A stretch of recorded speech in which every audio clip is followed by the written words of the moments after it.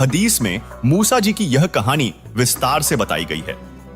55 हदीसों में इस कहानी का जिक्र मिलता है कि एक दिन हजरत मूसा सत्संग फरमा रहे थे। उनसे एक सत्संगी ने पूछा कि हे मूसा, आज के दिन जमीन पर सबसे ज्यादा इल्म रखने वाला शख्स कौन है? हजरत मूसा ने बड़े गर्व से उत्तर दिया, मैं।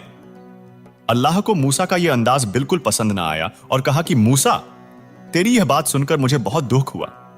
तूने अपने आप को सबसे बड़ा इल्मी कैसे मान लिया? तब घुटनों के बल बैठे मूसा ने कहा कि मैं आपका भेजा हुआ रसूल हूं और मुझे सारा इल्म आपसे हासिल है, इसलिए मैंने यह कह दिया कि आज जमीन पर मेरे से ज्यादा इल्म किसी के पास नहीं है। तब उस अल्लाह, जिसे पूरा मुस्लिम समाज अपना खुदा मानता है, ने कहा कि मूसा, जमीन पर तेरे से ज्यादा इल्म रखने वाला शख्स मौजूद है और तेरा इल्म उसके इल्म के सामने कुछ भी नहीं। दर्शकों, हदीस पुष्टि करती है कि यह शख्स जो मूसा से ज्यादा इल्मी है और जिससे अल्लाह ने मूसा को कुरान शरीफ सूरा काफ 18 आयत 60 से 82 में मिलने के लिए कहा है, उसका नाम अल खिज्र या अल कबीर है और सारा मुस्लिम समाज इससे सहमत है।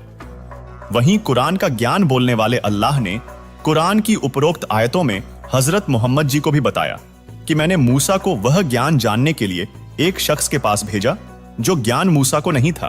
उस ज्ञान के सामने मूसा को प्राप्त ज्ञान अर्थात पुस्तक तौरेत का ज्ञान कुछ भी मायने नहीं रखता। मूसा जी उस ज्ञान को प्राप्त किए बिना ही खाली लौट आया था। इससे सिद्ध होता है कि वह ज्ञान तौरेत पुस्तक में नहीं है।